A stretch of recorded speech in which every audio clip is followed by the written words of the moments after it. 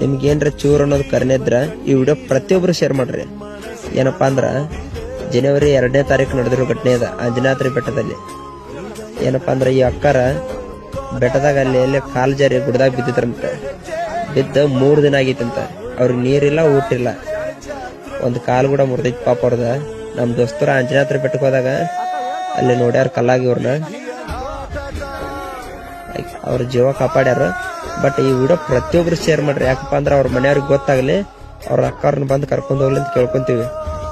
ಅವ್ರು ಯಾರು ಪಾಪ ಅವ್ರಿಗೆ ಮಾತಾಡಕ್ ಹೋಗ್ಬೇಕಂತಿಲ್ಲ. ಪ್ರತಿಯೊಬ್ರು ಶೇರ್ ಮಾಡ್ರಣ್ಣ.